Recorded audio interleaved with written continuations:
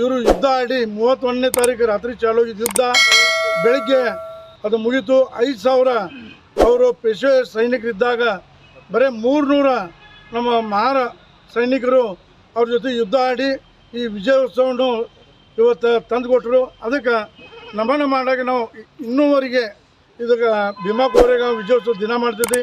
ಇದ್ರ ಮುಂದೂ ಕೂಡ ಈ ಕಾರ್ಯಕ್ರಮ ನಡೆಯೋದನ್ನೇ ಇದೆ. ಈಗಿನ ಯುವಕರು ಇದರ ಬಗ್ಗೆ ಭೀಮಾ ಕೋರೆಗಾಂವ್ ಬಗ್ಗೆ ಹೆಚ್ಚಿಗೆ ತಿಳ್ಕೊಂಡಾರೆ. ಇವತ್ತು ಅಲ್ಲಿ ಜನಸಂಖ್ಯೆ ನೋಡ್ರೆ ಹೆಚ್ಚು ಈಗಿನ ಯುವತಿಯವರು ಮಹಿಳೆಯರು ಹೆಚ್ಚಿಗಿದ್ದಾರೆ. ಇವರು ಬಾಬಾ ಸಾಹೇಬ್ ಅಂಬೇಡ್ಕರ್ ವಿಚಾರವನ್ನು, ಬಾಬಾ ಸಾಹೇಬ್ ಕೊಟ್ಟಿದಂಥ ಸಂವಿಧಾನವನ್ನು ಇಡೀ ದೇಶ ತುಂಬ ಕೊಟ್ಟು ಈ ಸಂವಿಧಾನ ರಕ್ಷಣೆ ಕೆಲಸ ಈಗಿನ ಯುವಕರು ಮಾಡ್ತಾರೆ ಅಂತ ನಮಗೆಲ್ಲರಿಗೂ ಒಂದು ವಿಶ್ವಾಸ ಇದೆ. ಈಗ ಮುಂದೆ ಬರೋ ದಿನದಲ್ಲಿ ಈ ದೇಶದ ಚುಕ್ಕಾಣಿಯನ್ನು, ಅದೇ ರೀತಿ ನಮ್ಮ ಸಮುದಾಯಕ್ಕೆ ಆಗುವಂಥ ಅನ್ಯಾಯಗಳಾಗಲಿ, ಏನೂ ಹೋರಾಟಗಳಾಗಲಿ ಇದರ ಮುಂದೆ ಯುವಕರು ಮತ್ತು ಮಹಿಳೆಯರು ಮಾಡ್ತಾರೆ ಅಂತ ನಮಗೊಂದು ವಿಶ್ವಾಸ ಇದೆ. ಅದೇ ರೀತಿ ಬಾಬಾ ಸಾಹೇಬ್ ಅಂಬೇಡ್ಕರ್ ವಿಚಾರ ಮುಂದುವರಿತಾರೆ ಮತ್ತು ಸಂವಿಧಾನ ರಕ್ಷಣೆ ಮಾಡೋ ಕೆಲಸ.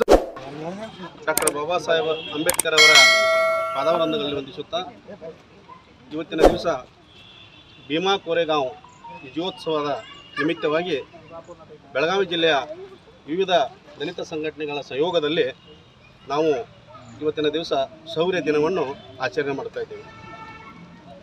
ನಮ್ಮ ಮಹಾರ್ ಸೈನಿಕರು ಪೇಶ್ವೆಗಳ ವಿರುದ್ಧ ಹೋರಾಡಿ ಆಗಿನ ಕಾಲದಲ್ಲಿ ಸ್ವಾಭಿಮಾನಕ್ಕಾಗಿ, ಅಂದರೆ ಈ ಯುದ್ಧ ಆದದ್ದು ಯಾವುದೋ ಆಸ್ತಿ ಅಂತಸ್ತು ದುಡ್ಡಿಗಾಗಿ ಆದದ್ದಲ್ಲ, ಇದು ಒಂದು ಸ್ವಾಭಿಮಾನಕ್ಕಾಗಿ ಆದಂಥ ಯುದ್ಧ. ಈ ಯುದ್ಧ ನಮ್ಮವರು ತಮ್ಮ ಸ್ವಾಭಿಮಾನವನ್ನು ಉಳಿಸಿಕೊಳ್ಳೋಗೋಸ್ಕರ ಪೇಶ್ವೆಗಳ ವಿರುದ್ಧ ಸತತವಾಗಿ ಹೋರಾಡಿ 1ನೇ ತಾರೀಕಿನ ದಿವಸ ಕೋರೆಗಾಂವದಲ್ಲಿ ವಿಜಯ ಸಾಧಿಸಿ ಆ ದಿನವನ್ನು ನಾವು ಎಲ್ಲರೂ ನಮ್ಮ ಹಿರಿಯರು ಯುದ್ಧದಲ್ಲಿ ಗೆದ್ದಂಥ ದಿನವನ್ನು ಶೌರ್ಯ ದಿನವನ್ನಾಗಿ ಆಚರಣೆ ಮಾಡುತ್ತಾ ಬಂದಿದ್ದೇವೆ.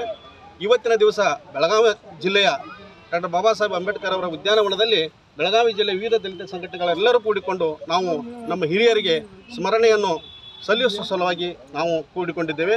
ಇದರ ಜೊತೆಗೆ ಈ ವರ್ಷದಿಂದ ಕಾರ್ಯಕ್ರಮ ಪ್ರಾರಂಭವಾಗಿದೆ. ಇನ್ನು ಪ್ರತಿ ವರ್ಷವೂ ಇದೇ ರೀತಿ ಕಾರ್ಯಕ್ರಮವನ್ನು ನಡೆಸಿಕೊಂಡು ಹೋಗ್ತೇವೆ. ನಮ್ಮ ಜಿಲ್ಲೆಯಲ್ಲಿ ವಿಜಯೋತ್ಸವ ಕಾರ್ಯಕ್ರಮ ಯಾವ ರೀತಿ ಯಾವ ಥರ ಹಮ್ಮಿಕೊಂಡಿದೆ ಅಂದರೆ ಎಲ್ಲ ತಾಲೂಕಿನಲ್ಲಿನೂ ಆಯಾ ತಾಲೂಕಿದಾಗ ಎಲ್ಲರೂ ಕಾರ್ಯಕ್ರಮಗಳನ್ನು ಮಾಡ್ತಾ ಇದ್ದಾರೆ. ಅದರ ನಿಮಿತ್ತವಾಗಿ ಬೆಳಗಾವಿ ಜಿಲ್ಲೆಯಲ್ಲಿಯೂ ಸಹಿತ ಜಿಲ್ಲಾ ಕೇಂದ್ರ ಆಗಿರೋದರಿಂದ